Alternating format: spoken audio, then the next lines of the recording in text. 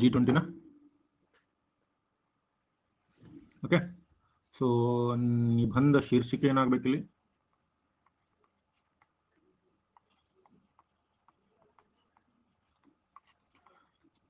Essay title. ನೋಡ್ರಿ, essay title ಹಿಂದೆ ಮುಂದೆ ಮಾಡಿ ಕೊಡ್ತಾರೆ. ಸೊ ಯಾವ ಎಸ್ಸೆ ಬಂದ್ರೆ ಸ್ವಲ್ಪ ಹೆಚ್ಚು ಕಡಿಮೆ ಇದನ್ನು ಬರಿಬಹುದು. G20 ಮತ್ತು ಭಾರತ ಅನ್ನೋ ಎಸ್ಸೆ ಬಂದ್ರೆ, G20 ಅಂಡ್ ಇಂಡಿಯಾ ಅನ್ನೋ ಎಸ್ಸೆ ಬಂದ್ರೆ, ಅಥವಾ ಭಾರತಕ್ಕೆ G20 ಅಧ್ಯಕ್ಷತೆ,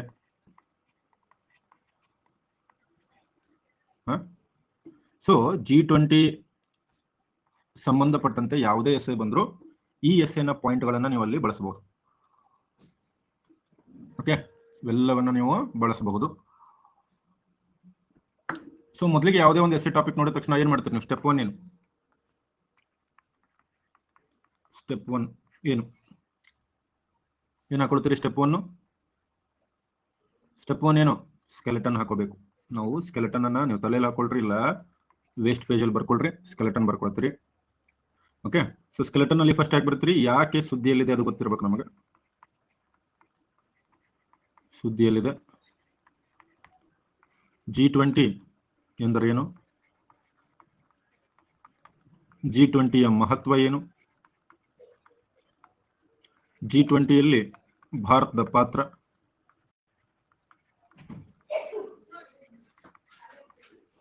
G20ಗೆ ಭಾರತದ ಅಧ್ಯಕ್ಷತೆ,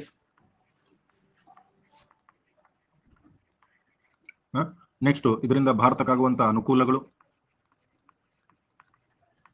ಭಾರತಕ್ಕಿರ್ತಕ್ಕಂಥ ಸವಾಲುಗಳು, ಮುಂದಿನ ಹಾದಿ. ಇದೇನಿದು ನನ್ನ ಸ್ಕೆಲೆಟನ್ ಅಂದ್ರೆ ಏನಂತ ಹೇಳಿದ್ದೀನಿ? ಇದು ಫ್ಲೋ, ಇದು ಕ್ರಮ. ಇದು ಯಾವ ಅನುಕ್ರಮದಲ್ಲಿ ನೀವು ವಿಷಯಗಳನ್ನ ಪ್ರಸ್ತುತಪಡಿಸ್ತೀರಿ, ಯಾವ ವಿಷಯಗಳನ್ನ ಯಾವ ರೀತಿಯಾಗಿ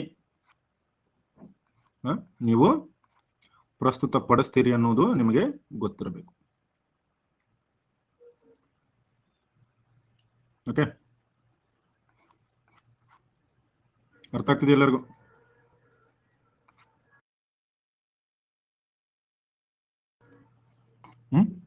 ಇನ್ನು 360 ಡಿಗ್ರಿ ಅನ್ನ ಕೂಡ ನೀವು ಹಾಕೋಬೇಕು.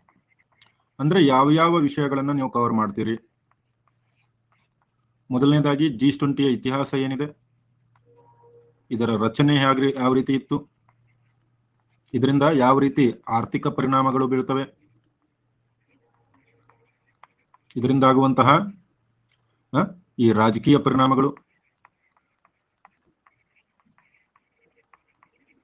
ಅಂತಾರಾಷ್ಟ್ರೀಯ ವಿದ್ಯಮಾನಗಳು ಯಾವ ಸಂಬಂಧಪಟ್ಟಿವೆ ಇದಕ್ಕೆ, ವಿದ್ಯಮಾನಗಳು, ರೈಟ್. ಆಮೇಲೆ G20ಯ ಉಪಯೋಗಗಳು ಏನೇನಿವೆ, ಮತ್ತು ಭಾರತದ ಪಾತ್ರ ಏನೇನಿದೆ. ಈ ರೀತಿ ಇಲ್ಲಿ ನೋಡ್ರಿ, ಎರಡಕ್ಕೂ ಡಿಫ್ರೆನ್ಸ್ ಅರ್ಥ ಆಗ್ತಿದ್ಯಾ?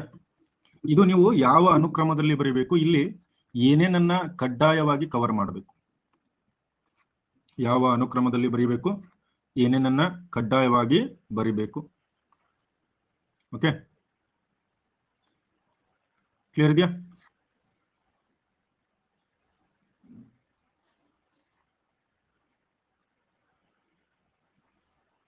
ಅರ್ಥ ಆಗ್ತಿದೆಯಾ?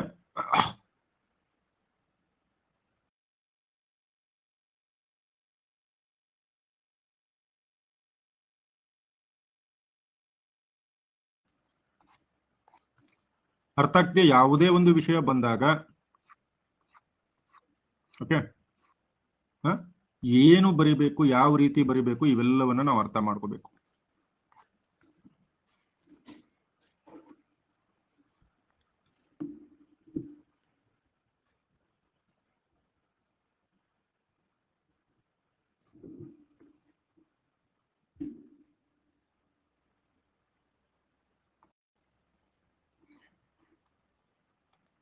ಕ್ಲಿಯರ್ ಇದೆಯಾ sir? Is it first slide? Yes, ಇದು ಫಸ್ಟ್ ಸ್ಲೈಡ್. ಬರ್ಕೊಳ್ರಿ ಬೇಗ.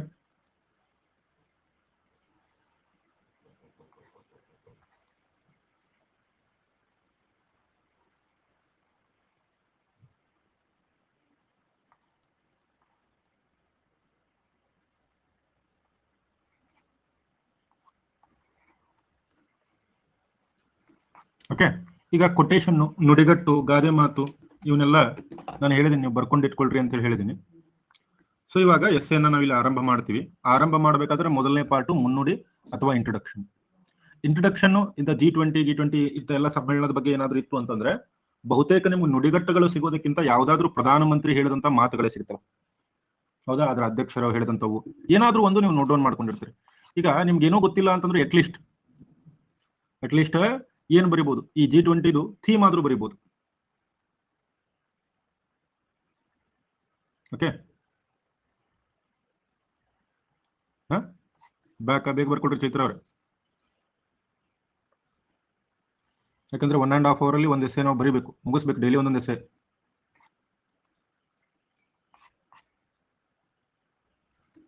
ಓಕೆ, ಸಚಿನ್ ಅವ್ರು ಹೇಳ್ತಾ ಇದ್ದಾರೆ ವಸುದೇವ ಕುಟುಂಬಂ ಅಂತ ಹೇಳ್ತಾ ಇದ್ದಾರೆ. It can also be used. ಮತ್ತೆ ಹೇಳ್ರಿ ನೋಡೋಣ, G20 ಸಮ್ಮೇಳನಕ್ಕೆ ಸಂಬಂಧಪಟ್ಟಂತೆ ಏನು ಗೊತ್ತಿದೆ ನಿಮಗೆ? ವೆರಿ ಗುಡ್, ಸ್ವಾಭಿಮಾನಿ ಅವರು. 1 earth, 1 family, 1 future. ಎಸ್, ಇದು G20 ಥೀಮು. ಇದನ್ನ ನರೇಂದ್ರ ಮೋದಿ ಅವರು ಹೇಳಿದ್ದು. ಓಕೆ, ಮತ್ತೇನ್ ಬರೀಬಹುದು? ಬೆಸ್ಟ್. ಈಗ 1 earth, 1 family, 1 future ಬಹಳ ಸೂಟೆಡ್. ಸೊ ಇಲ್ಲಿಂದನೇ ಶುರು ಮಾಡೋಣ ನಾವು ಪರಿಚಯದಲ್ಲಿ. ಮೊದಲಿಗೆ ಏನ್ ಮಾಡೋಣ, ಡಬಲ್ ಇನ್ವೈಟೆಡ್ ಕಾಮ ಹಾಕೋಣ. ಕಾಮ ಹಾಕಿ ಏನ್ ಬರೆಯೋಣ, 1 earth,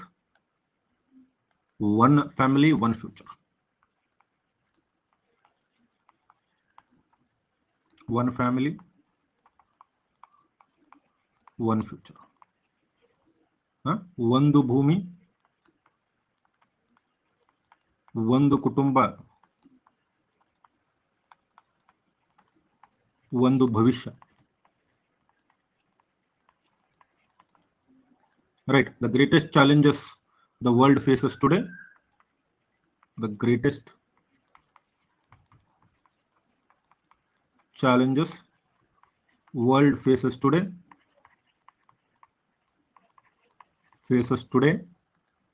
can only be solved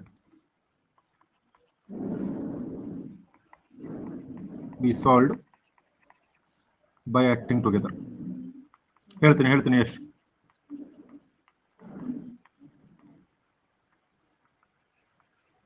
ವಿಶ್ವವು ಪ್ರಸ್ತುತ ಎದುರಿಸುತ್ತಿರುವ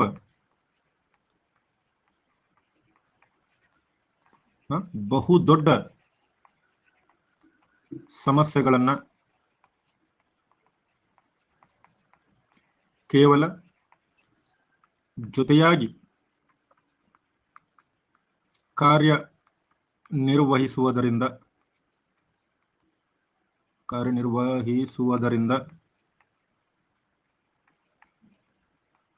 ಪರಿಹರಿಸಬಹುದು.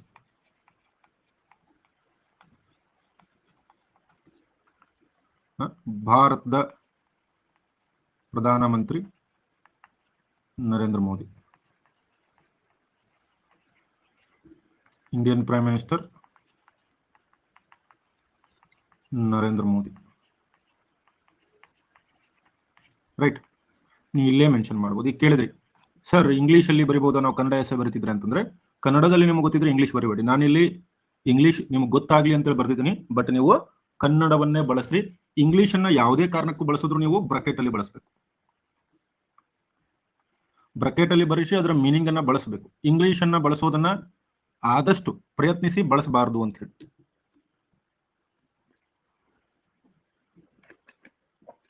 ಓಕೆ, ನಿಮ್ಮ ಪ್ರಯತ್ನ ಏನಿರಬೇಕು, ಆದಷ್ಟು ಬಳಸಬಾರದು.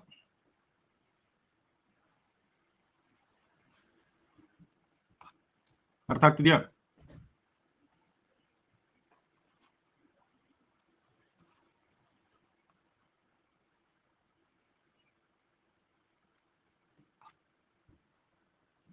ಕ್ಲಿಯರ್ ಇದೆಯಾ? ನೋಡ್ರಿ, ನಾನು ಏನ್ ಬರ್ದಿದ್ದೀನಿ, ಇಲ್ಲೇನು ಹೊಸದೇನು ಬರ್ದಿಲ್ಲ. G20 ಥೀಮ್ ಅನ್ನ ಬರ್ದಿದ್ದೀನಿ, ಧ್ಯೇಯ ವಾಕ್ಯವನ್ನ ಬರ್ದಿದ್ದೀನಿ. ಆಮೇಲೆ ನರೇಂದ್ರ ಮೋದಿ ಹೇಳಿರ್ತಕ್ಕಂಥ ಸಾಕಷ್ಟು ಹೇಳಿದಾರೆ ಅವರು. Our priorities will focus on healing our 1 earth, creating harmony within our 1 family and giving hope for our 1 future. ಇದನ್ನೇ ನೀವು ಎಕ್ಸ್ಟೆಂಡೆಡ್ ವರ್ಷನ್ ಬರೀಬೇಕು ಅಂತಂದ್ರೆ ಇಂಡಿಯನ್ ಪ್ರೈಮ್ ಮಿನಿಸ್ಟರ್ ಇನ್ನೊಂದು ಕೂಡ ಹೇಳಿದಾರೆ ಏನಂತ ಹೇಳಿ, hour priorities will focus on healing our 1 earth. Our priorities will focus on healing one earth, okay. ಆಮೇಲೆ creating harmony within our one family,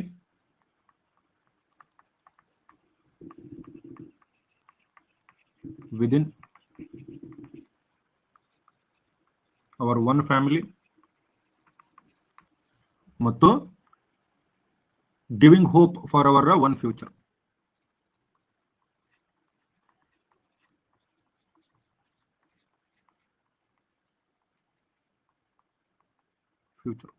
so ಇದನ್ನೇ ಇಲ್ಲಿ ಅವ್ರು ಏನ್ ಮಾಡಿದ್ದಾರೆ, ಎಕ್ಸ್ಟೆಂಡೆಡ್ ಆಗಿ ಪ್ರಧಾನಮಂತ್ರಿ ಅವರು ಬರೆದಿದ್ದಾರೆ, ರೈಟ್.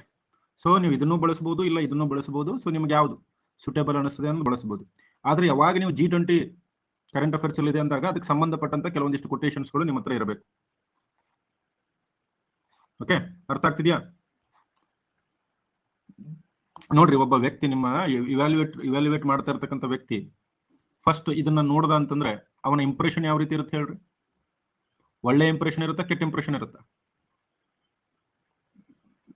ಈ ಒಂದು ಇಂಟ್ರೊಡಕ್ಷನ್ ಅನ್ನ ನೀವು ರೇಟ್ ಮಾಡ್ರಿ, ಔಟ್ ಆಫ್ 10 ಅಲ್ಲಿ ಎಷ್ಟು ಕೊಡಬಹುದು ನಾವು ಇದು ಇಂಟ್ರೊಡಕ್ಷನ್ಗೆ? ಇಂಟ್ರೊಡಕ್ಷನ್ ಪ್ರಾಮುಖ್ಯತೆನೇ ಇದು. ಏನು, ನಿಮ್ಮ ಆರಂಭ ಪ್ರಚಂಡವಾಗಿರ್ಬೇಕು. ಆರಂಭ ಹೆಂಗಿರ್ಬೇಕು? ಪ್ರಚಂಡವಾಗಿರ್ಬೇಕು, ರೈಟ್. ಈಗ ನೆಕ್ಸ್ಟ್ ಏನ್ ಬರೀತೀರಿ? ಭಾರತ ಡಿಸೆಂಬರ್ 1,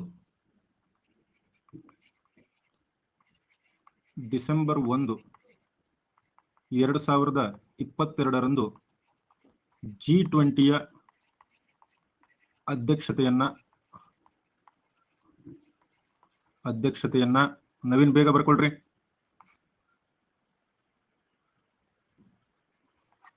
ಕೊಟೇಶನ್ ಇಂಗ್ಲಿಷ್ ಅಲ್ಲಿ ಹಾಕಿದ್ರು ಅದಕ್ಕೆ ಕನ್ನಡ ಇರಬೇಕು.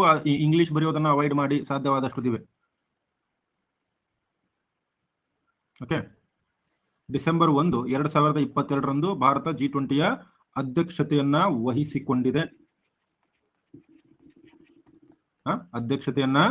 ವಹಿಸಿಕೊಂಡಿದೆ. ಇದರ ಅರ್ಥ ಏನು?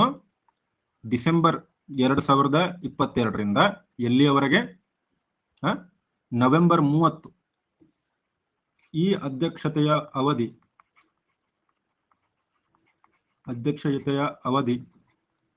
ನವೆಂಬರ್ 30, 2023 ಮುಂದುವರಿಯಲಿದೆ.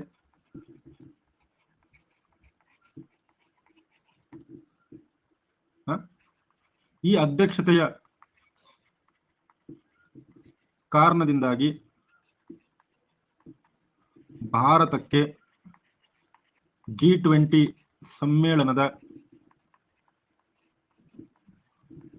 ಆತಿಥ್ಯ ವಹಿಸುವ ಅವಕಾಶವಷ್ಟೇ ಅಲ್ಲದೆ ಇಡೀ ವಿಶ್ವದ ಮುಂದೆ ಭಾರತ ತನ್ನ ಆರ್ಥಿಕ,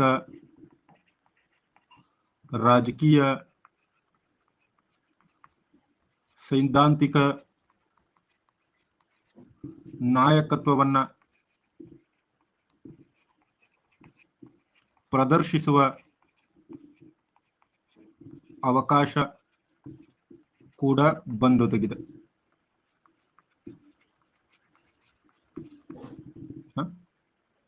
ಇಲ್ಲಿ ಏನ್ ಹೇಳಕ್ ಪ್ರಯತ್ನ ಪಡ್ತಾ ಇದ್ದೀನಿ, G20 ಭಾರತಕ್ಕೆ ಯಾಕೆ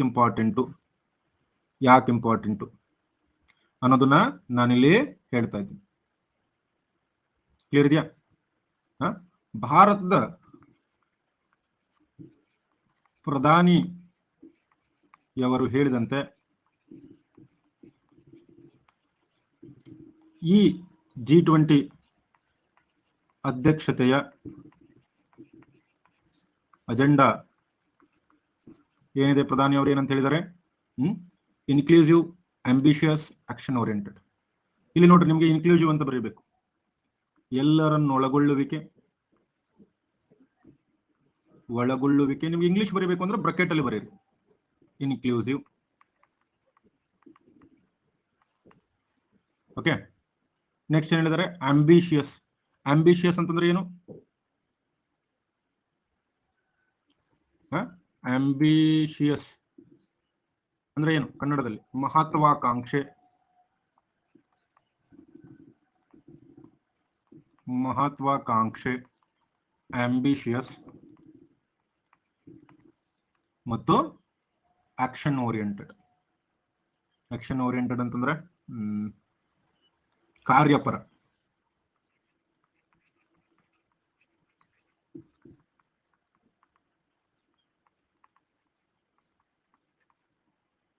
ಆಗಿದೆ. G20 ಆತಿಥ್ಯವನ್ನ ವಹಿಸಲು ಭಾರತ ನವವಧುವಿನಂತೆ ಸಿಂಗಾರಗೊಳ್ಳುತ್ತಿದೆ.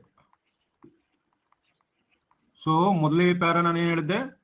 ಯಾಕೆ ಸುದ್ದಿಯಲ್ಲಿದೆ G20 ಇಲ್ಲಿ, ಯಾಕೆ ಸುದ್ದಿಯಲ್ಲಿದೆ ಅನ್ನೋದನ್ನೇ ಇಂಟ್ರೊಡಕ್ಷನ್ ಶುರು ಮಾಡಿದ್ವಾ? Yes sir. ನೋಡ್ರಿ, ಇಂಟ್ರೊಡಕ್ಷನ್ ಹೆಂಗಿರಬೇಕು? ಕ್ಯಾಚಿಂಗ್ ಇರಬೇಕು, ಗ್ರಾಸ್ಪಿಂಗ್ ಇರಬೇಕು, ಅಟೆನ್ಷನ್ ಸೀಕ್ ಮಾಡಬೇಕು. ಓಕೆ, ನಾನು ಹೇಳಿದ ಎಲ್ಲಾ ಅಂಶಗಳನ್ನ ನೀವು ನೆನಪಿನಲ್ಲಿ ಇಟ್ಕೊಳ್ರಿ.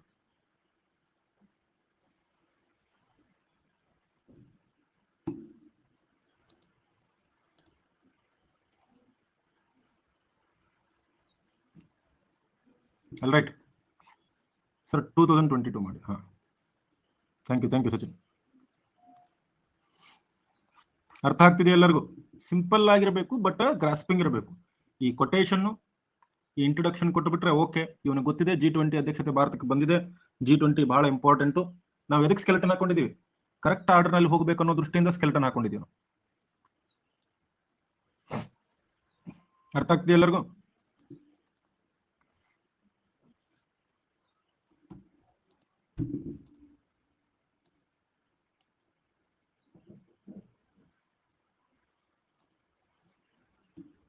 ಡನ್ನ?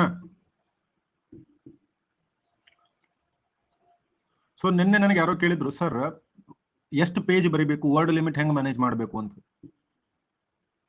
ಎಷ್ಟು ಜನರಿಗೆ ಈ ಡೌಟ್ ಇದೆ? ಇದನ್ನ ನಾನು ನಿಮಗೆ ನಂತರದಲ್ಲಿ ಹೇಳ್ತೀನಿ. 3 ಸ್ಲೈಡ್ ಆಗಲಿ, 3 ಸ್ಲೈಡ್ ಆದ್ಮೇಲೆ ನಾನು ನಿಮ್ಗೆ ಹೇಳ್ತೀನಿ ಯಾವ ರೀತಿ ಕ್ಯಾಲ್ಕುಲೇಟ್ ಮಾಡಬೇಕು ಅಂತ. ಓಕೆ, ನೆಕ್ಸ್ಟ್ ಏನು? ನಾವು ಸ್ಕೆಲೆಟನ್ ಅಲ್ಲಿ ಏನು ಬರ್ಕೊಂಡಿದೀವಿ? G20 ಎಂದರೇನು? ಅಲ್ಲಿಗೆ ಹೋಗ್ಬೇಕು. G20 ಎಂದರೇನು? ಓಕೆ, G20 ಅಥವಾ ಗ್ರೂಪ್ ಆಫ್ 20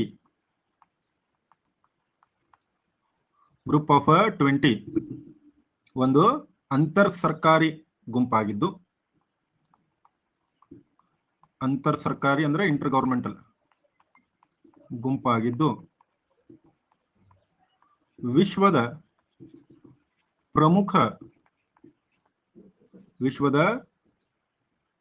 ಪ್ರಮುಖ ಆರ್ಥಿಕತೆಗಳನ್ನು ಒಳಗೊಂಡಿದೆ ಹಾಗೂ ಜಾಗತಿಕ ಆರ್ಥಿಕ ಆಡಳಿತದಲ್ಲಿ ಪ್ರಮುಖ ಪಾತ್ರವನ್ನ ನಿರ್ವಹಿಸುತ್ತಿದೆ. ಸೊ ಇಲ್ಲ ನಾನು ಹೇಳಿದೆ G20 ಅಂತಂದ್ರೆ ಏನು? ಒಂದು ನಾರ್ಮಲ್ ಇಂಟ್ರೊಡಕ್ಷನ್ ಹೇಳಿದೆ. ಏನು G20 ಅಂದ್ರೆ? G20 ಒಂದು ದೊಡ್ಡ ಗುಂಪಿದು, ರೈಟ್? ದೊಡ್ಡ ಗುಂಪಿದು. ಇದರಲ್ಲಿ ಎಷ್ಟಿದ್ದಾರೆ? 20 ಸದಸ್ಯ ರಾಷ್ಟ್ರಗಳಿವೆ. ಎಷ್ಟು? 20 ಸದಸ್ಯ ರಾಷ್ಟ್ರಗಳಿವೆ. ಇದೆಲ್ಲರಿಗೂ ಕೂಡ ಗೊತ್ತಿರಬೇಕು. ಇದು ಪ್ರಮುಖ ಆರ್ಥಿಕ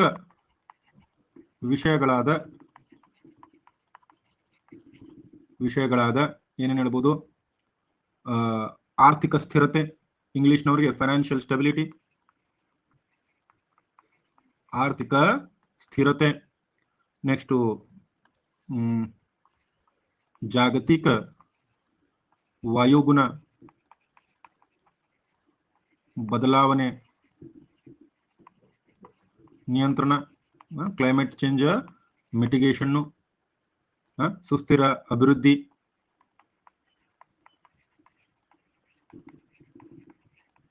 ಹಾಗೂ ಇತರ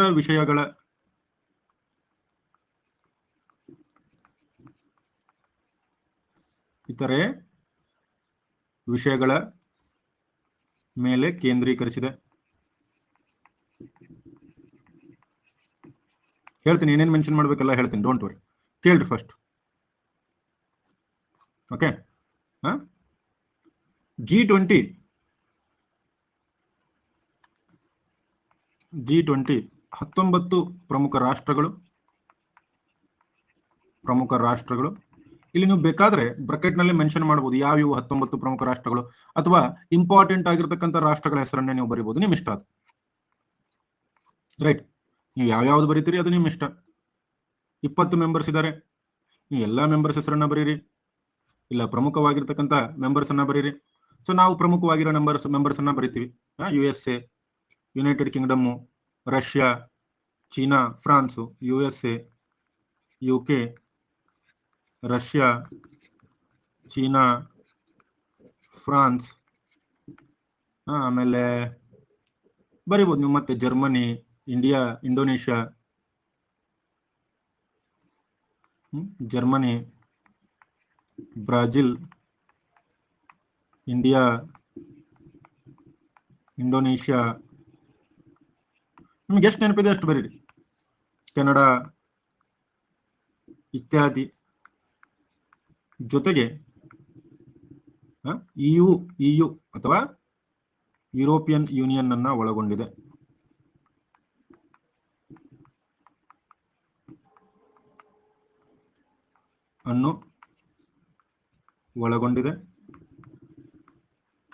ಇದ್ರ ಜೊತೆಗೆ ಮತ್ತೇನು ಹೇಳಬೇಕು, ಇದ್ರ ಬಗ್ಗೆ ನಿಮಗೆ ಹೆಚ್ಚಿನ ಮಾಹಿತಿ ಇರುತ್ತೆ. ಎಷ್ಟು ಪರ್ಸೆಂಟ್ ಇವ್ರ GDP, ರೈಟ್, ಅಂದ್ರೆ ಇದು ವಿಶ್ವದ 80% GDP, ಇದು ಬರಿಬಹುದು. 75% ಅಂತಾರಾಷ್ಟ್ರೀಯ ವ್ಯಾಪಾರ. ಇವೆಲ್ಲ ನಾನು ನಿಮಗೆ ಎಕನಾಮಿಕ್ ಕೋರ್ಸ್ ಅಲ್ಲೇ ಹೇಳಿದೆ, ನೆನಪಿದೆಯಾ? 60% ವಿಶ್ವದ ಭೌಗೋಳಿಕ ಪ್ರದೇಶ. ಹೇಳ್ತೀನಿ, ಅದರ ಇತಿಹಾಸನೂ ಹೇಳ್ತೀವಿ. ಭೌಗೋಳಿಕ ಪ್ರದೇಶ ಮತ್ತು 2/3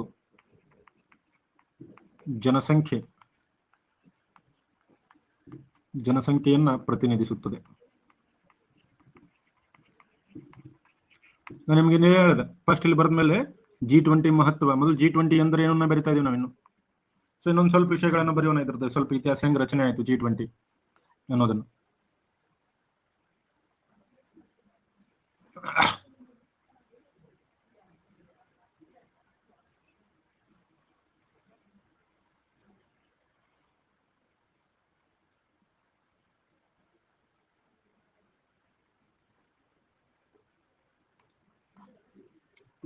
ಬರ್ಕೊಂಡ್ರ ಎಲ್ಲರೂ?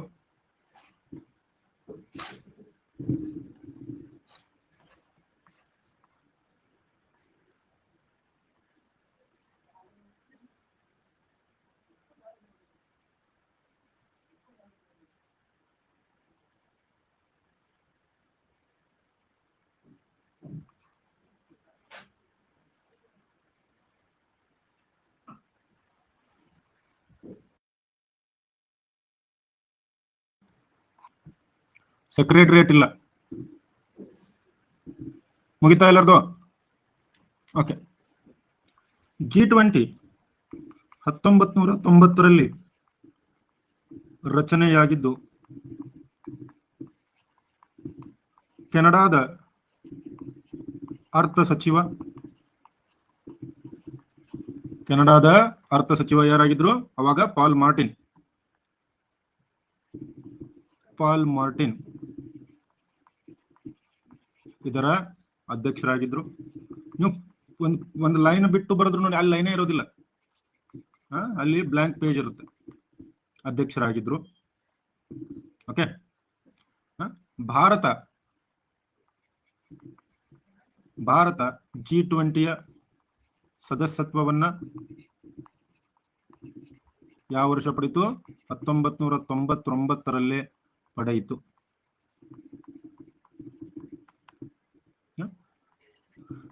G20ಗೆ ತನ್ನದೇ ಆದ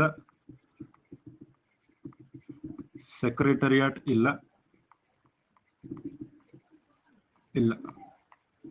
G20 ದೇಶಗಳನ್ನ 5 ಗುಂಪುಗಳಾಗಿ ವಿಂಗಡಿಸಿದ್ದು ಪ್ರತಿ ವರ್ಷ ಒಂದು ಗುಂಪಿನ ಒಂದು ದೇಶಕ್ಕೆ ಅಧ್ಯಕ್ಷತೆ ನೀಡಲಾಗುತ್ತದೆ.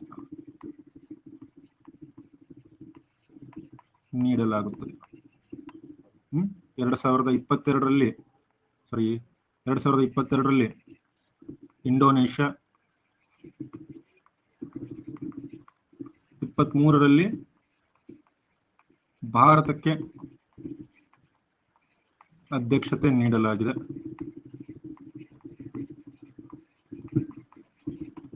ಇನ್ನು G20 ಬಗ್ಗೆ ಇನ್ನೊಂದು ಸ್ವಲ್ಪ ಹೇಳಬೇಕಾಗುತ್ತೆ ನಾವು, ಇನ್ನೊಂದು ಪ್ಯಾರ, ರೈಟ್? G20 2 ವಿಧಗಳಲ್ಲಿ ಕಾರ್ಯನಿರ್ವಹಿಸುತ್ತದೆ. ಟ್ರೊಯ್ಕಾ ಏನು ಬೇಕಾಗಿಲ್ಲ, ಇಲ್ಲಿ ನಿರ್ವಹಿಸುತ್ತದೆ. ಆರ್ಥಿಕ ಕ್ಷೇತ್ರದಲ್ಲಿ ಅಂದ್ರೆ ಇದಕ್ಕೆ 2 ಕ್ಷೇತ್ರ ಇದಾವೆ. ಒಂದು ಆರ್ಥಿಕ ಕ್ಷೇತ್ರದಲ್ಲಿ G20 ಹಣಕಾಸು ಸಚಿವರು ಮತ್ತು ಗವರ್ನರ್ಗಳು,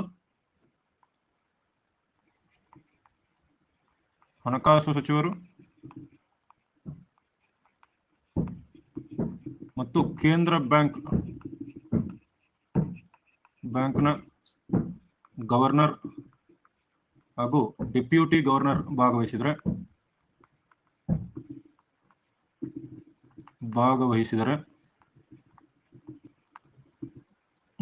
ಇನ್ನೊಂದು ಟ್ರ್ಯಾಕ್ ಯಾವ್ದಂತ ಕರಿತೀವಿ ನಾವು ಇದನ್ನ, ಈ ಶರ್ಪಾ ಟ್ರ್ಯಾಕ್ ಅಥವಾ ಶರ್ಪಾ ವಿಭಾಗದಲ್ಲಿ, ಶರ್ಪಾ ವಿಭಾಗ ಅಂತ ಬರುತ್ತೆ. ಶರ್ಪಾ ವಿಭಾಗ ಅಂತಂದ್ರೆ ಯಾವ್ದ್ರ ಮೇಲೆ ಇದು?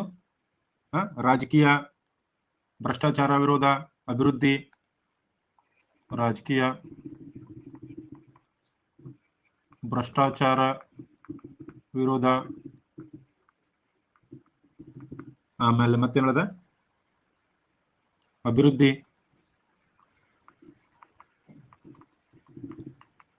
ಇಂಧನ ಇತ್ಯಾದಿ ವಿಷಯಗಳ ಚರ್ಚೆ ನಡೆಯುತ್ತದೆ.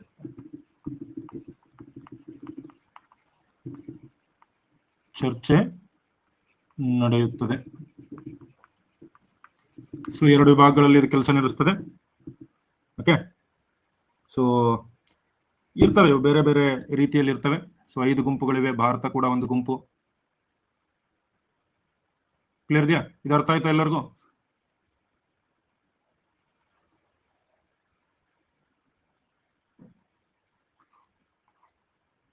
ಓಕೆ,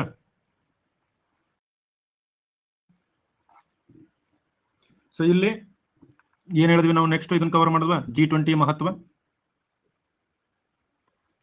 ಮಹತ್ವ ಇನ್ನೂ ಹೇಳ್ತೀನಿ ನಾನು. ಬಟ್ ಒಂದು ಹಂತಕ್ಕೆ ನಾವು ಅದೇ ಸ್ಕೆಲೆಟನ್ ಆಧಾರದಲ್ಲೇ ಮುಂದುವರಿತಾ ಇದೀವ. Can I say that? ಆ ಒಂದು ಸ್ಕೆಲೆಟನ್ ಯಾವ ರೀತಿ ನಾವು ಕೊಟ್ಟಿದ್ವಿ ಅದೇ ಆಧಾರದಲ್ಲಿ ನಾವು ಮುಂದುವರಿತಾ ಇದೀವ. ಯಾಕೆ ಸ್ಕೆಲೆಟನ್ ಹಾಕೋಬೇಕು ಅನ್ನೋದು ಎಲ್ಲರಿಗೂ ಅರ್ಥ ಆಗ್ತಿದ್ಯಾ? ಸ್ಕೆಲೆಟನ್ ಯಾಕೆ ಹಾಕೋಬೇಕು ಅನ್ನೋದು ಅರ್ಥ ಆಗ್ತಿದೆಯಾ ಎಲ್ಲರಿಗೂ?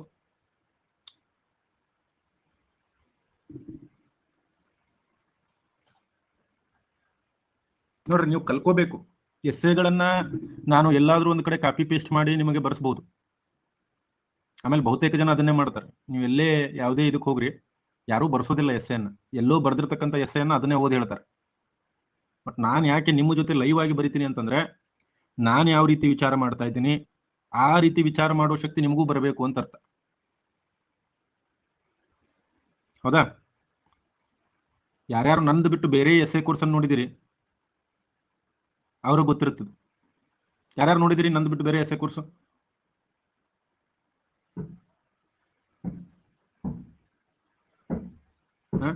ಅದಕ್ಕೆ ನಾವು ಹೇಳಿದ ಎಸ್ಸೆ ಬರೋ ಚಾನ್ಸಸ್ ಬಹಳಷ್ಟಿರುತ್ತೆ.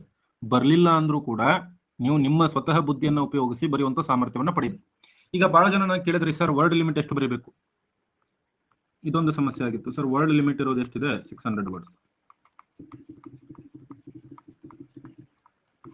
ಸೊ 600 ವರ್ಡ್ಸ್ ಹೆಂಗ್ ಮಾಡೋದು ನೋಡ್ರಿ, ಅಲ್ಲಿ ನಿಮಗೆ ಕೊಟ್ಟಿರ್ತಾರೆ ಈ ರೀತಿಯಾಗಿರ್ತಕ್ಕಂಥ ಪೇಜ್ ಅನ್ನ. ಒಂದು ಪೇಜ್ ಇರುತ್ತೆ, ಪೇಜ್ ನಲ್ಲಿ ಈ ರೀತಿ 4 ಕಡೆ ಏನ್ ಮಾಡಿರ್ತಾರೆ, ಒಂದು ಮಾರ್ಜಿನ್ ಇರುತ್ತೆ. ಸೊ ಇಲ್ಲಿ ನೀವು ಬರೀಬೇಕು. ಸೊ ಇಂಥ ಸಂದರ್ಭದಲ್ಲಿ ನೀವು ಏನ್ ಮಾಡ್ಬೇಕು, ಈಗ ಪ್ರಾಕ್ಟೀಸ್ ಮಾಡ್ತಿರ್ತೀರಲ್ಲ, ಇದೇ ರೀತಿ ಪೇಜ್ ತಗೊಳ್ರಿ. ಪ್ರಾಕ್ಟೀಸ್ ಮಾಡುವಾಗ ನೋಡ್ರಿ, ಪ್ರತಿ ಪೇಜ್ ಅಲ್ಲಿ ವರ್ಡ್ ಕೌಂಟ್ ನೋಡ್ರಿ, 3 ಪೇಜ್ ಅಥವಾ 5 page. Page number 1, page number 2, page number 3. ಯಾಕಂದ್ರೆ ಎಲ್ಲರೂ ಒಂದೊಂದು ಪೇಜ್ಗೆ ಡಿಫ್ರೆಂಟ್ ವರ್ಡ್ಸ್ ಬರೀತಾರೆ. ಸಪೋಸ್ ನಂದು ಇದು ಪೇಜ್ ಅನ್ಕೊಳ್ರಿ, 1ನೇ ಪೇಜ್ ಅಲ್ಲಿ ನಾನು ಎಷ್ಟು ಬರ್ತೀನಿ, 1 2 3 4 5 6 7 8 9 10 11 12 13 14 15 16 17 18 19 20 21 22 23 24 25 26 27 28 29 30 31 32 33 34 35 36 37 38 39 40 41 42 43 44 45 46 47 48 49 50 51 52 53 54 55 56 57. 1ನೇ ಪೇಜ್ ಅಲ್ಲಿ ಎಷ್ಟು ವರ್ಡ್ಸ್ ಬರ್ತಿದ್ದೀನಿ ನಾನು, 57 ಶಬ್ದ. 2ನೇ ಪೇಜ್ ನೋಡೋಣ, ಇಲ್ಲ 2ನೇ ಪೇಜ್ 1 2 3 4 5 6 7 8 9 10 11 12 13 14 15 16 17 18 19 20 21 22 25 26 27 28 29 30 31 32 33 34 35 36 37 38 39 40 41 42 43 ಸೊ ಇಲ್ಲಿ ಎಷ್ಟು ಬರ್ತಿದೀವಿ, 68 ವರ್ಡ್ಸ್. ಇನ್ನು 3ನೇ ಪೇಜ್ ಅಲ್ಲಿ ನೋಡ್ರಿ, 1 2 3 4 5 6 7 8 9 10 11 12 13 14 15 16 17 18 19 20 21 24 25 26 27 28 30 31 32 33 34 35 36 ಸೊ 62. ಸೊ ನಮ್ಮ ಒಂದು ರೇಂಜ್ ಎಷ್ಟಿದೆ, 57ರಿಂದ 68 ರೇಂಜ್ ಇದೆ. ಇನ್ ಕೇಸ್ ಬ್ರಾಕೆಟ್ ಅಲ್ಲಿ ಇಂಗ್ಲಿಷ್ ವರ್ಡ್ಸ್ ಎಲ್ಲ ಕೌಂಟ್ ಆಗುತ್ತೆ. ಸೊ ನಾನೇನ್ ಮಾಡ್ತೀನಿ ಅಂದ್ರೆ ಒಂದು ಎವರೇಜ್ ತಗೊಂತೀನಿ, 68 + 62 ಡಿವೈಡೆಡ್ ಬೈ 2. ಸೊ ಎಷ್ಟಾಯ್ತು, 6 6 12 13 187 ಡಿವೈಡೆಡ್ ಬೈ 2, ಸಾರಿ 3 3 6 62. ಸೊ ನಾನೇನು ಎವರೇಜ್ ಇಟ್ಕೊಳ್ತೀನಿ, ಒಂದು ಪೇಜ್ಗೆ 62 ಶಬ್ದ ನನ್ನ ಒಂದು ಎವರೇಜು. ನಾನು ಎಷ್ಟು ಶಬ್ದ ಬರೀಬೇಕಪ್ಪ ಅಲ್ಲಿ, 600 ಶಬ್ದ ದಾಟಬಾರದು. ಸೊ 10 ಪೇಜ್ ಬರೆದ್ರೆ ಎಷ್ಟು ಶಬ್ದ ಆಗುತ್ತೆ, 10 ಪೇಜ್ ಬರೆದ್ರೆ ಎಷ್ಟು ಶಬ್ದ ಆಗುತ್ತೆ, 620 ಆಗುತ್ತೆ. ಸೊ ಲಿಮಿಟ್ ಎಕ್ಸೀಡ್ ಆಯ್ತು. 9 ಪೇಜ್ ಬರೆದ್ರೆ 9 2 18 9 6 54 558. ಸೊ ನೀವೇನು ಬರೀಬೇಕು, 9 ಪೇಜ್. 9.5 ಪೇಜ್ ಬರಿಬೇಡ್ರಿ, ಯಾಕಂತಂದ್ರೆ 600ಕ್ಕಿಂತ 30 ವರ್ಡ್ಸ್ ಕಡಿಮೆನೇ ಇಟ್ಕೋಬೇಕು ನೀವು ಲಿಮಿಟ್. ಸೊ 9 ಬೇಡ, ಎಕ್ಸಾಕ್ಟ್ ಆಗಿ 9 ಪೇಜ್ ಬರೆಯುವ ಪ್ರಯತ್ನ ಮಾಡಬೇಕು. ಅಂದ್ರೆ ನಾನು ಎಸ್ಸೆ 9 ಸ್ಲೈಡ್ ಮಾತ್ರ ಬರಿಬೇಕು, ಎಷ್ಟು ಸ್ಲೈಡ್ ಮಾತ್ರ ಬರೀಬೇಕು ನಾನು, 9 ಸ್ಲೈಡ್ ಅಲ್ಲಿ ನಾನು ಎಸ್ಸೆ ಮುಗಿಬೇಕು. ಇದನ್ನ ನೀವು ಎಕ್ಸಾಮ್ ಟೈಮ್ ಅಲ್ಲಿ ಮಾಡ್ಕೊಳ್ಳೋದು ಅಲ್ಲಿದು.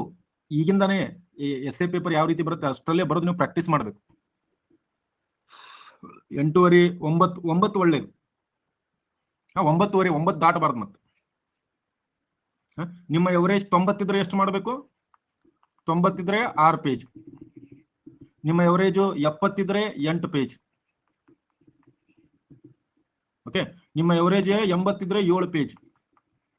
ನಿಮ್ ಎವರೇಜ್ ಮೇಲೆ ಡಿಪೆಂಡ್ ಅದು. 120 ಇತ್ತಪ್ಪ ಅಂತಂದ್ರೆ 4.5 ಪೇಜ್. ರಿಸ್ಕ್ ಬೇಡ. 120 ಅಂತಂದ್ರೆ 4.5 ಪೇಜ್. ಅರ್ಥ ಆಯ್ತಾ ವರ್ಡ್ ಲಿಮಿಟ್ ನಾವು ಯಾವ ರೀತಿ ಇದನ್ನ ಒಂದು ರಫ್ ಎಸ್ಟಿಮೇಟ್ ಹಾಕೊಂಡು ಹೋಗ್ಬೇಕು ಅಂತ?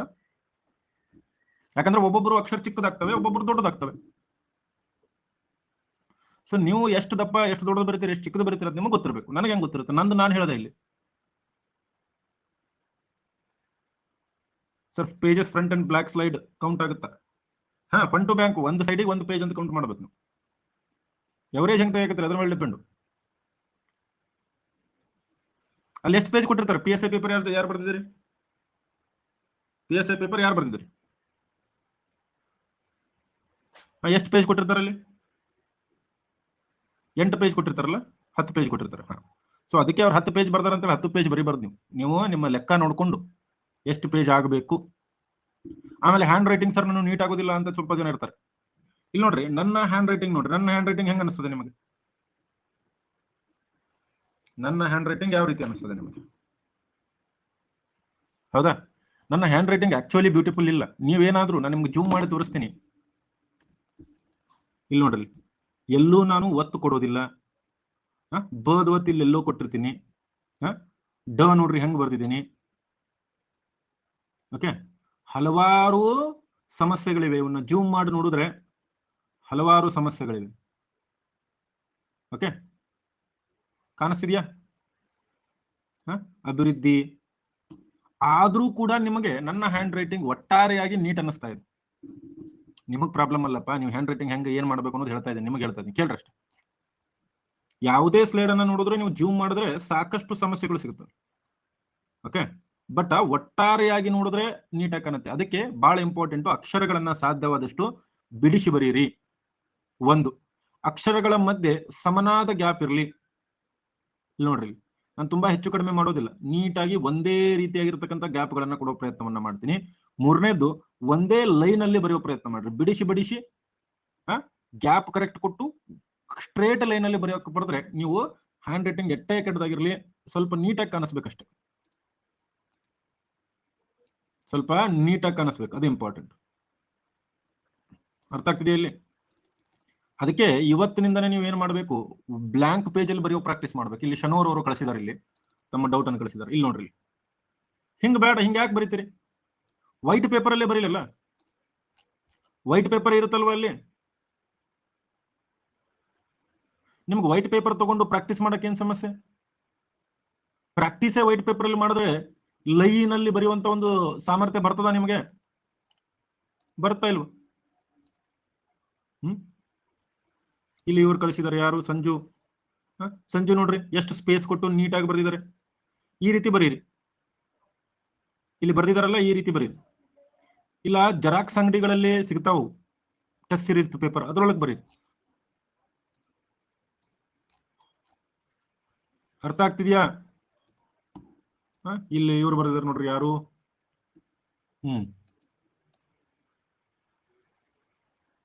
ಇಲ್ಲಿ ಇವರು ಈ ರೀತಿನೂ ಬರೀಬಹುದು. ಆಮೇಲೆ ನೋಡ್ರಿ, ಮಲ್ಟಿಪಲ್ ಕಲರ್ ಪೆನ್ ಯೂಸ್ ಮಾಡಬಾರ್ದು, ಒಂದೇ ಪೆನ್ನು. ನೀವು ಬರೀ ಮುಂದೆ ಪ್ರಾಕ್ಟೀಸಿಗೆ ಬರೀರಿ, ಬಟ್ ಪೆನ್ನು ಎಸ್ ನಲ್ಲಿ ಬರೀಬೇಕಾದ್ರೆ ಒಂದೇ. ಬ್ಲಾಕ್ ಬಾಲ್ ಪಾಯಿಂಟ್ ಕೊಟ್ರೆ black ball point, blue ball point ಕೊಟ್ರೆ ಬ್ಲೂ ಬಾಲ್ ಪಾಯಿಂಟ್. ನಿಮ್ಮ ಸ್ವಯಂ ಸಾಮರ್ಥ್ಯ ಅಲ್ಲಿ ತೋರಿಸಬಾರ್ದು. ಅಲ್ ರೈಟ್? ಸೊ ಇವಾಗ ನಾವು ಯಾವಾಗಿದ್ರು ಸ್ಕೆಲೆಟನ್ ನಮ್ಮ ತಲೆಯಲ್ಲಿರಬೇಕು. ಯಾಕಂದ್ರೆ ನಾವು ಎಲ್ಲಿಗೆ ಬಿಟ್ಟಿದೀವಿ ಅದು ಗೊತ್ತಿರುತ್ತೆ. G20 ಮಹತ್ವ ಬರೆದ್ವಿ. G20ಯಲ್ಲಿ ಭಾರತದ ಪಾತ್ರ, ಭಾರತ ಅಧ್ಯಕ್ಷತೆ ಮುಂದೆ ನಾವು ಬರೀಬೇಕು. ಆದ್ರೆ ಅದಕ್ಕಿಂತ ಮುಂಚೆ ಒಂದು ಚಿಕ್ಕ ಬ್ರೇಕ್ ತಗೊಳ್ತೀನಿ ನಾನು. ಒಂದು 2 ಮಿನಿಟ್ಸ್ ಬ್ರೇಕ್, ಕೂತಲ್ಲೇ ಕೂತು ಬೆನ್ನಡ್ಕೊಳ್ತದೆ. 1.5 ಗಂಟೆ ಕ್ಲಾಸ್, ಸ್ವಲ್ಪ 1-2 ನಿಮಿಷ ತಿರುಗಾಡಿ ಬರ್ತಿದ್ದೀನ. 1.5 ಅವರ್ ಕ್ಲಾಸ್ ಇರುವಾಗ 2 ಮಿನಿಟ್ಸ್ ಬ್ರೇಕ್ ಇರುತ್ತೆ. ಸೊ ಒಂದು ಬ್ರೇಕ್ ತಗೊಂಡು ನಾನು 2 ಮಿನಿಟ್ಸ್ ನಂತರ ಬರ್ತೀನಿ. ಅಲ್ಲಿವರೆಗೂ ವೇಟ್ ಮಾಡಿ.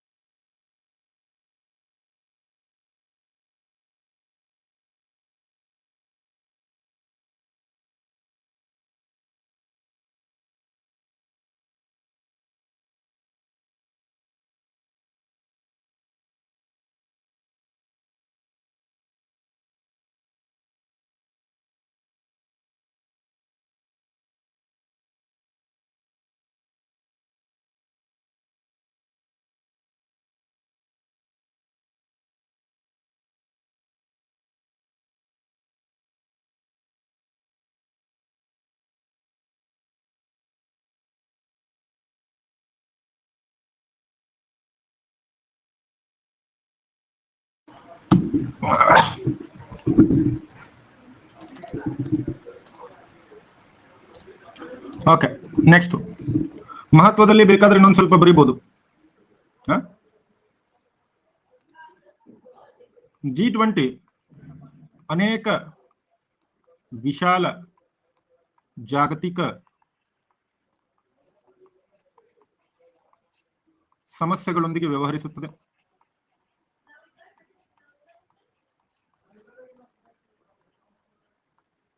ರೈಟ್. ಇದರಲ್ಲಿ ಪ್ರಮುಖವಾದವು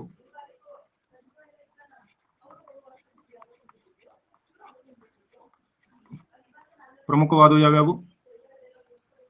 ಹಣಕಾಸು ಮಾರುಕಟ್ಟೆ, ತೆರಿಗೆ ಮತ್ತು ವಿತ್ತೀಯ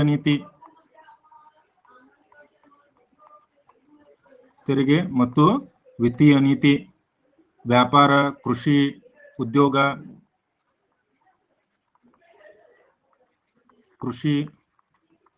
ಉದ್ಯೋಗ ಮತ್ತೆ ಇಂಧನ,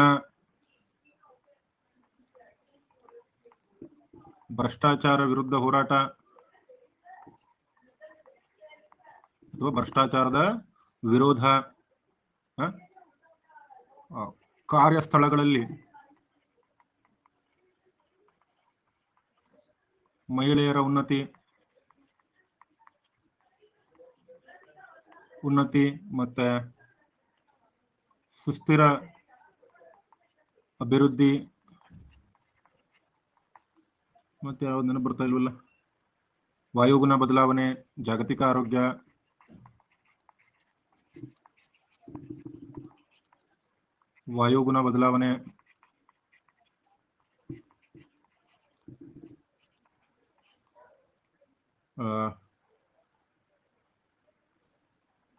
ಭಯೋತ್ಪಾದನೆ ಇತ್ಯಾದಿ. ಇಲ್ಲಿ ನಾವೇನ್ ಹೇಳಿದ್ವಿ? G20ಯ ಪ್ರಾಮುಖ್ಯತೆಯನ್ನ ಹೇಳಿದಿವಿ. ರೈಟ್. G20ಯ ಪ್ರಾಮುಖ್ಯತೆಯನ್ನ ನಾವಿಲ್ಲಿ ಹೇಳಿದಿವಿ. ಓಕೆ, ನೆಕ್ಸ್ಟ್ ಭಾರತದ ಬಗ್ಗೆ ನಾವು ಹೇಳ್ಬೇಕು. ಭಾರತವು G20ಯ ಪ್ರಮುಖ ಸದಸ್ಯ ರಾಷ್ಟ್ರವಾಗಿದ್ದು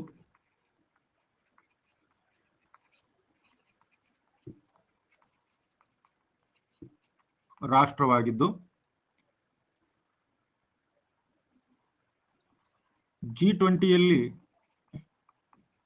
ಭಾಗಿದಾರಿಕೆ,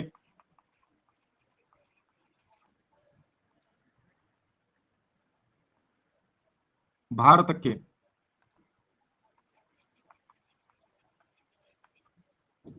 ಜಾಗತಿಕ ಆರ್ಥಿಕ ನೀತಿಯನ್ನ ಪ್ರಭಾವಿಸಲು ಉತ್ತಮ ವೇದಿಕೆಯಾಗಿದೆ.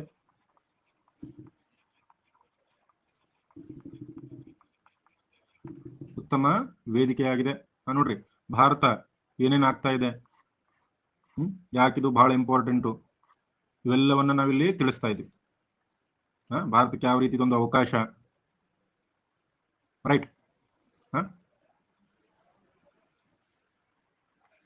G20 ಸದಸ್ಯತ್ವ ವಿಶ್ವಕ್ಕೆ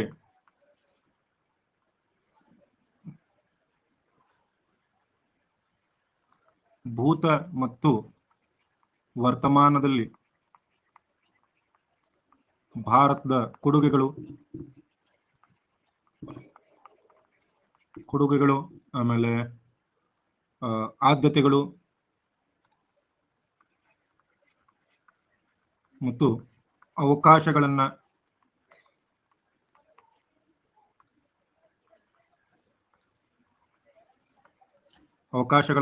ಎತ್ತಿ ಹಿಡಿಯಲು ಸದಾವಕಾಶವಾಗಿದೆ. ನೋಡ್ರಿ, ಇಲ್ಲಿ ನಾನು ನಿಧಾನವಾಗಿ ಚೇಂಜ್ ಮಾಡಿದೆ. ನಮ್ಮ ಸ್ಕೆಲೆಟನ್ ನಲ್ಲಿ ನಾನು ಯಾವ ರೀತಿ ಬರ್ಕೊಂಡಿದ್ದೆ, G20ಯ ಮಹತ್ವ ಹೇಳಿ G20ಯಲ್ಲಿ ಭಾರತದ ಪಾತ್ರಕ್ಕೆ ಬಂದ್ವಿ ನಾವು. ಆಯ್ತಾ? ಇವು ನಮ್ಮ ಸ್ಕೆಲೆಟನ್ ನಲ್ಲಿ ಎಷ್ಟು ಪಾಯಿಂಟ್? 1, 2, 3, 4 ಪಾಯಿಂಟ್ ಕರೆಕ್ಟ್ ಆದ್ವಾ ಇಲ್ವೋ? ಬರ್ಕೊಳ್ರಿ ಇದನ್ನ. ಎಕ್ಸಾಮ್ ಅಲ್ಲಿ ಬರಿಬಾರ್ದಪ್ಪ ಅದನ್ನ, ಎಕ್ಸಾಮ್ ಅಲ್ಲಿ ಬರಿಬಾರ್ದು ಅದನ್ನ, ನಿಮ್ಮ ರೆಫರೆನ್ಸಿಗೆ ಅದು ರಫ್ ವರ್ಕ್ ಅದು.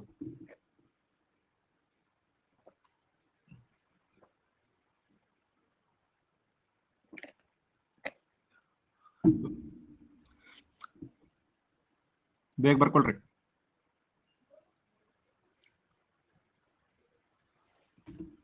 ನೆಕ್ಸ್ಟ್ ಏನಿದೆ, ಅಧ್ಯಕ್ಷತೆ ಯಾವ ರೀತಿ ಸಿಕ್ತು ಭಾರತಕ್ಕೆ ಅನ್ನೋದು, ಅದೇ ಅಲ್ವಾ ಈಗ ನೆಕ್ಸ್ಟ್ ನಮ್ಗಿರ್ತಕ್ಕಂಥದ್ದು.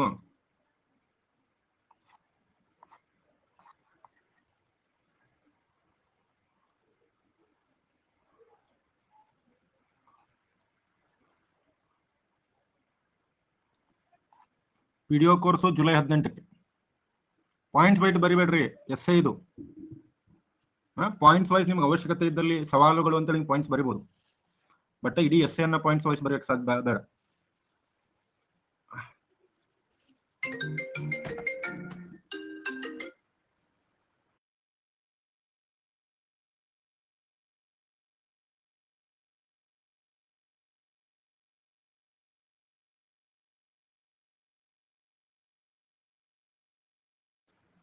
ಡನ್ನ.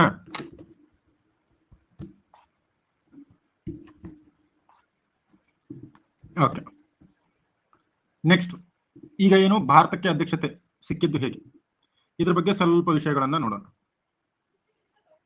ರೈಟ್. ಸಿ G20ಯ ಸದಸ್ಯರನ್ನ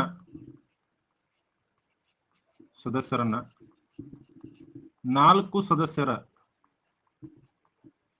5 ಗುಂಪುಗಳಾಗಿ ವಿಂಗಡಿಸಲಾಗಿದೆ. ಭಾರತ 2ನೇ ಗುಂಪಿನಲ್ಲಿ ಯಾರ್ಯಾರಿದ್ದಾರೆ? ರಷ್ಯಾ, ಸೌತ್ ಆಫ್ರಿಕಾ ಮತ್ತು ಟರ್ಕಿ.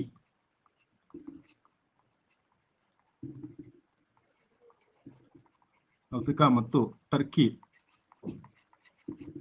ಜೊತೆಗಿದೆ. ಇದು ಬಹಳ ಇಂಪಾರ್ಟೆಂಟ್. ಓಕೆ, ಪ್ರತಿಯೊಂದು ಗುಂಪಿಗೆ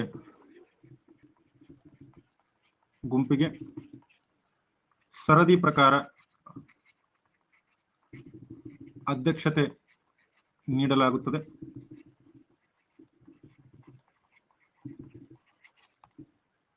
ಆ ಗುಂಪಿನ ಸದಸ್ಯರು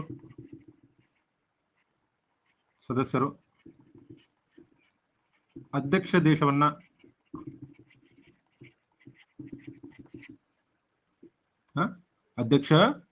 ದೇಶವನ್ನ ಆರಿಸುತ್ತಾರೆ.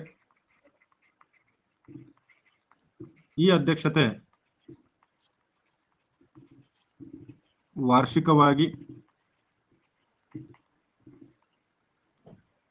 ನವೆಂಬರ್ 30ರಿಂದ ಡಿಸೆಂಬರ್ 1ರವರೆಗೆ ಅಸ್ತಿತ್ವದಲ್ಲಿರುತ್ತದೆ.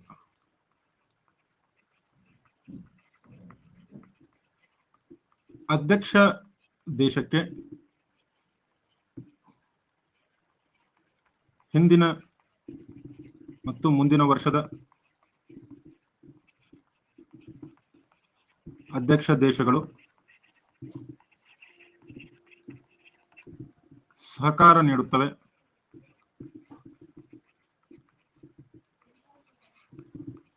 ಇದನ್ನೇ ಟ್ರೈಕಾ ಎನ್ನುವರು. ಟ್ರೈಕಾ ಅಂದ್ರೆ ಬೇಸಿಕಲಿ 3 ಜನರ ಗುಂಪು. 2022-23ನೇ ಸಾಲಿನಲ್ಲಿ ಭಾರತಕ್ಕೆ ಅಧ್ಯಕ್ಷ ಸ್ಥಾನ ದೊರೆತಿದೆ ಹಾಗೂ ಭಾರತದ ರಾಜಧಾನಿ ದೆಹಲಿಯಲ್ಲಿ G20 ಶೃಂಗಸಭೆ ಆಯೋಜನೆಯಾಗುತ್ತಿದೆ.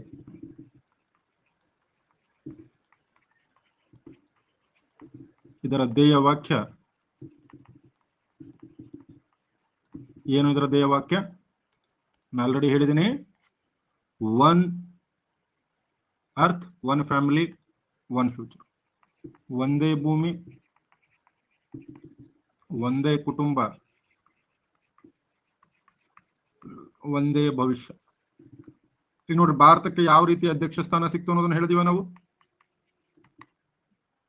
ಭಾರತಕ್ಕೆ ಯಾವ ರೀತಿ ಅಧ್ಯಕ್ಷ ಸ್ಥಾನ ಸಿಕ್ತು ಅನ್ನೋದನ್ನ ಹೇಳಿದೀವ ನೋಡ್ರಿ. ಇಲ್ಲಿ ಸ್ಕೆಲೆಟನ್ ಅಲ್ಲಿ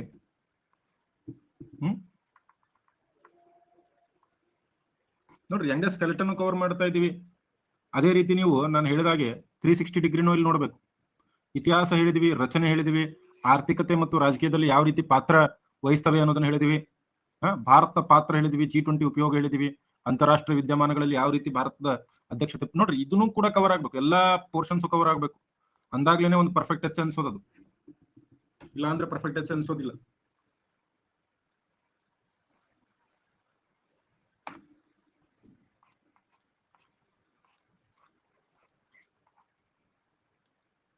ಎಷ್ಟು ಲೈನ್ ಆದ್ಮೇಲೆ ಪ್ಯಾರಾಗ್ರಾಫ್ ಅನ್ನೋದು ಇಂಪಾರ್ಟೆಂಟ್ ಅಲ್ಲ. ಪ್ಯಾರಾಗ್ರಾಫ್ ಯೂಶುವಲಿ 5 ರಿಂದ 8 ಲೈನ್ಗಳ ಮಧ್ಯೆ ಇದ್ರೆ ಒಳ್ಳೇದು, ಅದೊಂದು ಪ್ಯಾರಾ ಅನಿಸ್ತದೆ. ಇಲ್ಲ ಅಂದ್ರೆ ಬಹಳ ದೊಡ್ಡದು ಅನಿಸ್ತದೆ. ಆದ್ರೆ ಆ ವಿಷಯ ಅಲ್ಲಿ ಮುಗಿಬೇಕು.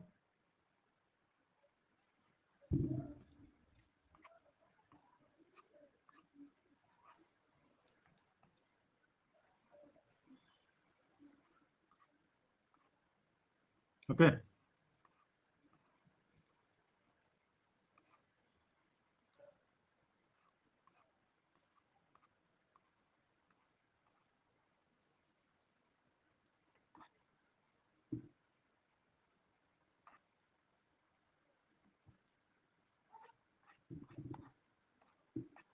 ನೋಡ್ರಿ, ಜಾಗ್ರಫಿ PDO ಅಂತೇಳಿ ನೀವು ಜಗಳ ಮಾಡಬೇಡ್ರಿ.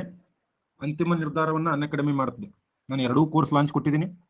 ಅವ್ರು ಯಾವ್ದು 18 ಜುಲೈಗೆ ಹೇಳ್ತಾರೆ ಅದನ್ನೇ ಮಾಡ್ಬೇಕು. ಅವ್ರಿಗೆ PDO ಅಂತೇಳಿ ಅವ್ರಿಗೆ ಆಸಕ್ತಿ ಇದೆ. ಸೊ ನಾನೇನೂ ಮಾಡೋಕ್ಕಾಗೋದಿಲ್ಲ. ಮುಗಿತಾ ಇದೆ ಎಲ್ಲರದು? ಟೈಮ್ ಪಾಸ್ ಮಾಡಬೇಡ್ರಿ. ಯಾರಿಗೆ ಸರ್ ಸ್ಕೆಲೆಟನ್ ಮತ್ತು ಫ್ಲೋ ಚಾರ್ಟ್ ಅರ್ಥ ಆಗ್ತಾ ಇದೆ, 360 ಡಿಗ್ರಿ ಅರ್ಥ ಆಗ್ತಿದೆ, ಎಲ್ಲರೂ ಕೂಡ ಎ ಅಂತ ಹಾಕಿ ನೋಡೋಣ. ಎಲ್ಲರೂ ಪೋಲ್ ಹಾಕ್ಬೇಕು.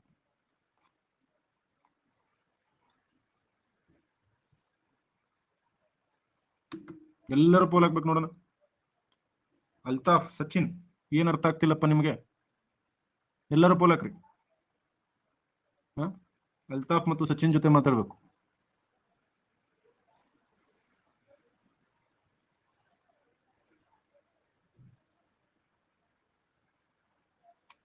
ಪೋಲ್ ಪಾರ್ಟಿಸಿಪೇಷನ್ 25% ಇದೆ ಬರೀ. ಅಂದ್ರೆ ಕ್ಲಾಸ್ ನೋಡ್ತಾ ಇರ್ತಕ್ಕಂಥ 25% ಜನ ಮಾತ್ರ ಪೋಲ್ ಹಾಕಿದ್ರಿ.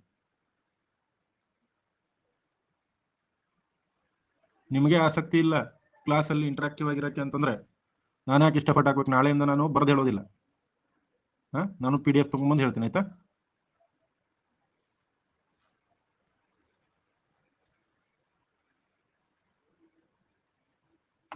ಎಲ್ಲರೂ ಪೋಲ್ ಹಾಕ್ರಿ ಅಂದಾಗ ಎಲ್ಲರೂ ಹಾಕ್ಬೇಕು.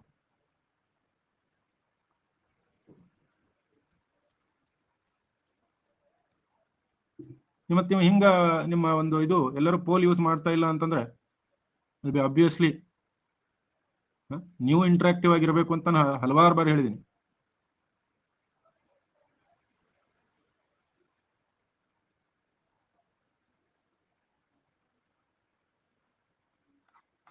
ಓಕೆ, ಆಲ್ ರೈಟ್, ಹೋಗ್ಲಿ ಬಿಡ್ರಿ. ನೆಕ್ಸ್ಟ್ ನಾಳೆಯಿಂದ PDF ಮಾಡ್ತೀನಿ, ಅವಾಗ ಗೊತ್ತಾಗುತ್ತೆ. ನೆಕ್ಸ್ಟ್, ಭಾರತಕ್ಕೆ G20 ಅಧ್ಯಕ್ಷತೆ ಒಂದು ಸುವರ್ಣ ಅವಕಾಶವಾಗಿದೆ.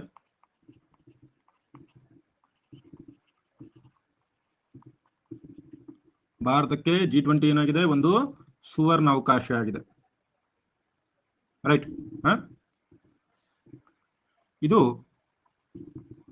ಜಾಗತಿಕ ವೇದಿಕೆಯಲ್ಲಿ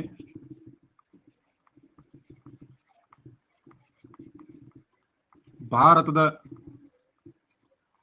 ಪ್ರಾಮುಖ್ಯತೆಯನ್ನ ಎತ್ತಿ ತೋರಿಸುವಂತಿದೆ ಅಥವಾ ಎತ್ತಿ ತೋರಿಸುತ್ತಿದೆ. ಒಂದು ರೈಟ್. ಭಾರತವು ಜಾಗತಿಕ ದಕ್ಷಿಣ ಅಥವಾ ಗ್ಲೋಬಲ್ ಸೌತ್ನ, ಗ್ಲೋಬಲ್ ಸೌತ್ ಅಂದ್ರೆ ಏನು ಎಂದರೆ, ಗ್ಲೋಬಲ್ ಸೌತ್ ಅಂದ್ರೆ ಏನು ಹೇಳುತ್ತೆ?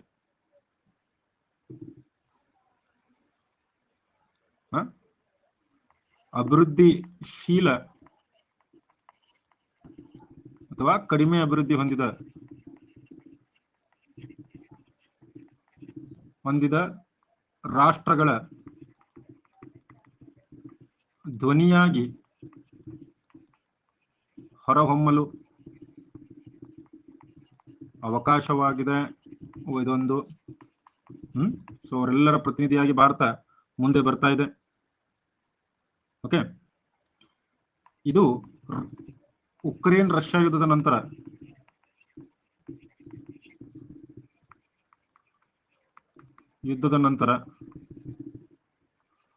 ರಷ್ಯಾ ಮತ್ತು ಪಾಶ್ಚಿಮಾತ್ಯ ದೇಶಗಳ ನಡುವೆ ಶಾಂತಿ ಮತ್ತು ಸಹಕಾರ ಪುನರ್ಸ್ಥಾಪಿಸಲು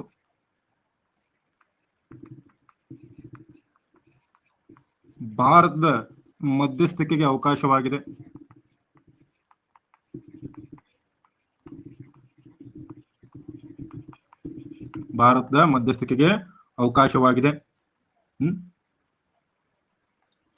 ಅದಷ್ಟೇ ಅಲ್ಲದೆ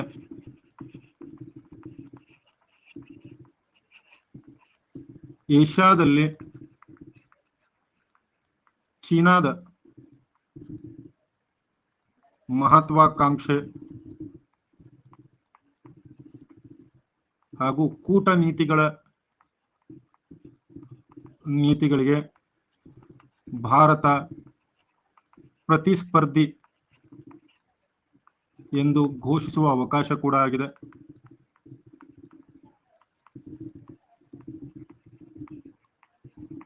ಚೀನಾಗೆ ಒಂದು ಕೌಂಟರ್ ಕೊಡುವಂತ ಒಂದು ಅವಕಾಶ ಕೂಡ ಆಗುತ್ತಿಲ್ಲ. ಓಕೆ, ಭಾರತ ತನ್ನ ತಂತ್ರಜ್ಞಾನ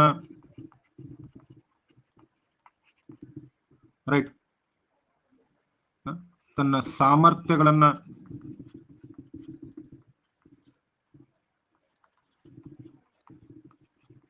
ಪ್ರದರ್ಶಿಸಲು ಜಾಗತಿಕ ವೇದಿಕೆಯೂ ಕೂಡ ಸಿಗಲಿದೆ. अर्थ ಆಗ್ತಿದೆ ಇಲ್ಲಿ? समझ में आ रहा है नहीं आ रहा है? ಇದರ ಅರ್ಥ ಏನಿಲ್ಲ?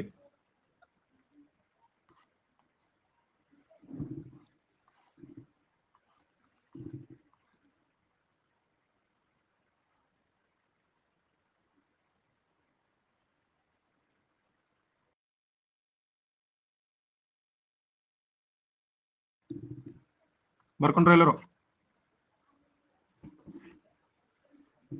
ನಾಳೆಯಿಂದ ಏನು ಸಮಸ್ಯೆ ಇರೋಲ್ಲ. PDF ಇರುತ್ತೆ, ಡೈರೆಕ್ಟ್ ಡೌನ್ಲೋಡ್ ಮಾಡ್ಕೊಂಡ್ಬಿಟ್ರಿ, ಬರ್ಕೊಳ್ಳೋ ಅವಶ್ಯಕತೆನೇ ಇಲ್ಲ.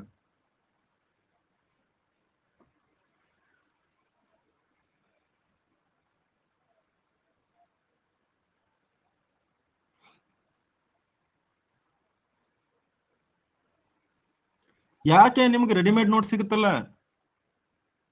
ನನಗೂ ಬರೆದು ಸಾಕಾಗಿದೆ.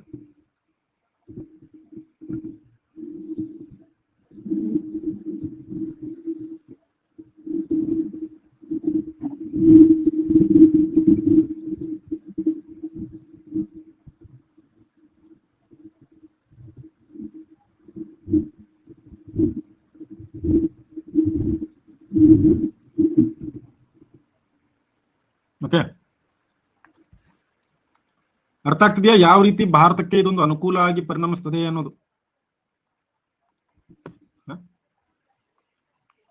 G20 ಧ್ಯೇಯ ವಾಕ್ಯವಾಗಿ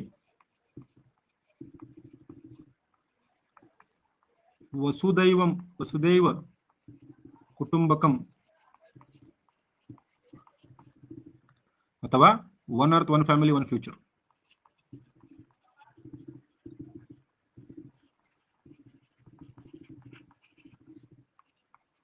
ಒನ್ ಫ್ಯೂಚರ್ ಭಾರತದ ವೈವಿಧ್ಯತೆ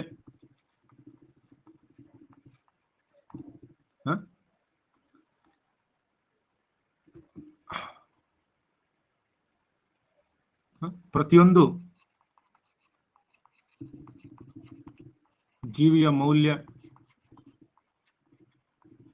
ಮೌಲ್ಯ ಮತ್ತೆ ನೆಕ್ಸ್ಟು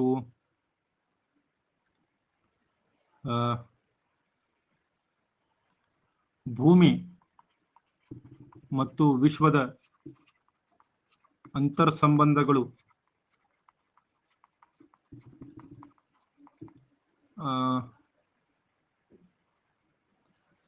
ಪರಿಸರ ಸುಸ್ಥಿರತೆ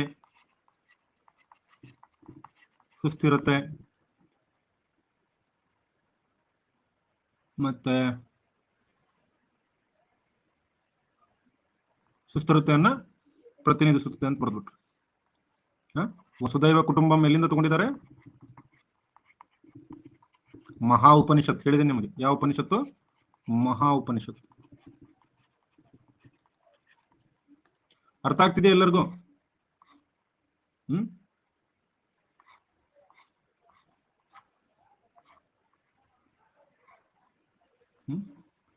G20 ಅಧ್ಯಕ್ಷತೆಯಲ್ಲಿ ಭಾರತದ ಪ್ರಮುಖ ಆದ್ಯತೆಗಳು ಏನೇನಿವೆ? ಈ ರೀತಿ ಬಂದಾಗ ಬೇಕಾದ್ರೆ ನೀವು ನಂಬರ್ಸ್ ಹಾಕ್ಬೋದು. ಪ್ರಮುಖ ಆದ್ಯತೆಗಳು ಅಂತೇಳಿ ಬರೋದು. ಮೊದಲನೇದು ರೈಟ್, ಗ್ರೀನ್ ಡೆವಲಪ್ಮೆಂಟ್, ಹಸಿರು ಅಭಿವೃದ್ಧಿ.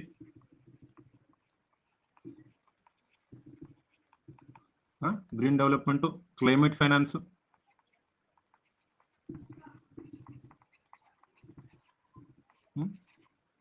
ಹವಾಮಾನ ಹಣಕಾಸು ಅಥವಾ ವಾಯುಗುಣ ಹಣಕಾಸು, ಮತ್ತು ಲೈಫ್ ಅಂದ್ರೆ ಗೊತ್ತಿದೆಯಲ್ಲ ನಿಮ್ಗೆಲ್ಲರಿಗೂ? ಲೈಫ್ ಫುಲ್ ಫಾರ್ಮ್ ಗೊತ್ತಿದೆಯಲ್ಲ ಎಲ್ಲರಿಗೂ? ಲೈಫ್ ಸ್ಟೈಲ್ ಫಾರ್ ಎನ್ವಿರಾನ್ಮೆಂಟ್ ಅಂತ ಹೇಳಿ. ಲೈಫ್ ಸ್ಟೈಲ್ ಫಾರ್ ಎನ್ವಿರಾನ್ಮೆಂಟ್, ಪರಿಸರಕ್ಕಾಗಿ ಜೀವನ ಶೈಲಿ. ಇದು ಒಂದು. ಎರಡನೇದು accelerated inclusive and resilient growth ಅಂತ ಹೇಳಿ. ಅಂದ್ರೆ ವೇಗವರ್ಧಿತ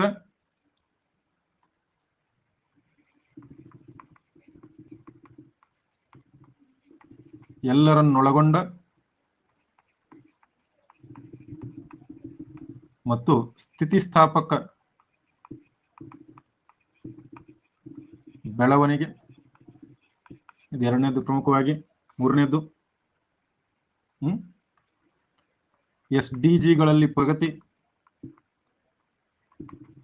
SDG ಅಂತಂದ್ರೆ ಏನು? SDG 2030 ಅಂತ ಹೇಳ್ತೀವಿ. ಸಸ್ಟೈನಬಲ್ ಡೆವಲಪ್ಮೆಂಟ್ ಗೋಲ್ಸ್, ಸುಸ್ಥಿರ ಅಭಿವೃದ್ಧಿ ಗುರಿಗಳಲ್ಲಿ ತಾಂತ್ರಿಕ ರೂಪಾಂತರ ಮತ್ತು ಡಿಜಿಟಲ್ ಸಾರ್ವಜನಿಕ ಮೂಲಸೌಕರ್ಯ.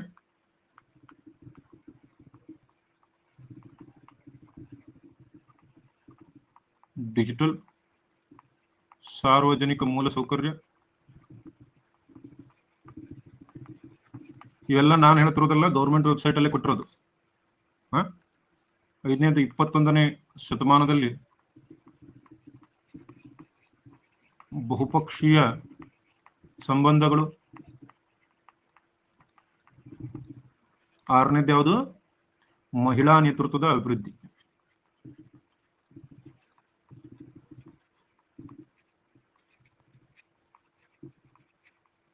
ಸೊ ಇಲ್ಲಿ ನಾವು ಸ್ಕೆಲೆಟನ್ ನಲ್ಲಿ ಏನ್ ಬರೆದಿದ್ವಿ? ಅನುಕೂಲಗಳು, ಏನೇನು ಅನುಕೂಲಗಳಾಗಬಹುದು, ಭಾರತ ಏನೇನು ಮಾಡಬೇಕು ಅನ್ನೋದನ್ನು ಬರೆದ್ವಾ ಇಲ್ಲಿ? Yes or no? ಇನ್ನು ಉಳಿದಿರೋದೇನು? ಭಾರತಕ್ಕಿರ್ತಕ್ಕಂಥ ಸವಾಲುಗಳೇನು ಮತ್ತು ಉಪಸಂಹಾರ ನಾವು ಬರೀಬೇಕಿದಕ್ಕೆ. ಆದ್ರೆ ಅದನ್ನು ಇವತ್ತು ಬರೆಯಲ್ಲ, ನಾವು ನಾಳೆ ಬರೀತೀವಿ.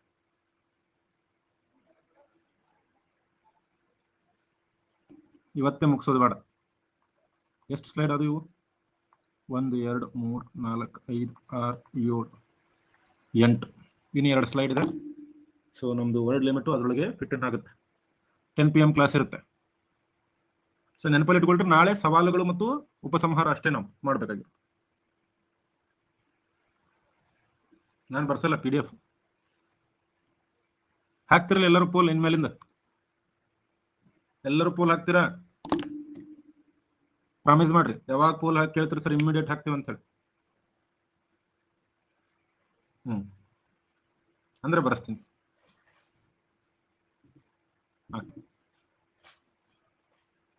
ಪೋಲ್ ಕೊಡ್ಲಾ? ಇಲ್ಲಿ ನನಗೆ ತೋರಿಸ್ತದೆ ಎಷ್ಟು % ಜನ ಪೋಲ್ ಯೂಸ್ ಮಾಡಿದ್ದಾರೆ ಅಂತೇಳಿ. ಯಾರ್ಯಾರಿಗೆ ಎಸ್ಸೆ ಅರ್ಥ ಆಗ್ತದೆ ಎಲ್ಲರೂ ಏ ಅಂತ ಹಾಕ್ರಿ.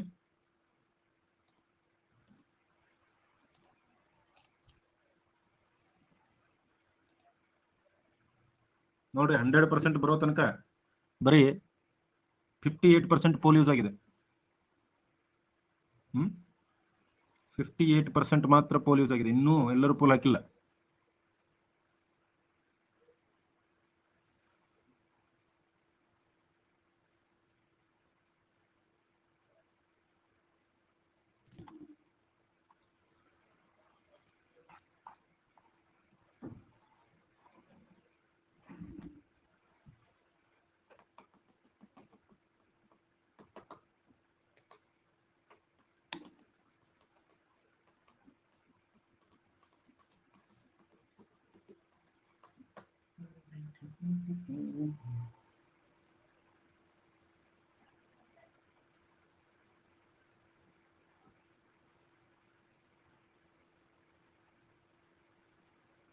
Okay, all right.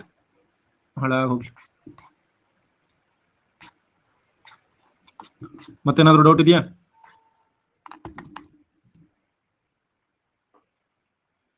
No doubts?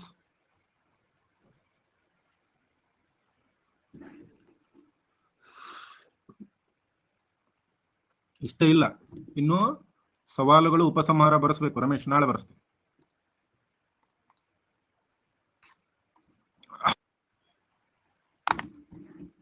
ನಾಳೆ ಟಾಪಿಕ್ ಕೊಟ್ಟಿದ್ದೀನಲ್ಲ ಮೊದಲೇ. ಅಂಡರ್ಲೈನ್ ಏನ್ ಮಾಡ್ಬೇಡ್ರಿ ವರಪ್ರಸಾದ್, ಅವ್ರಿಗೆ ಗೊತ್ತದ.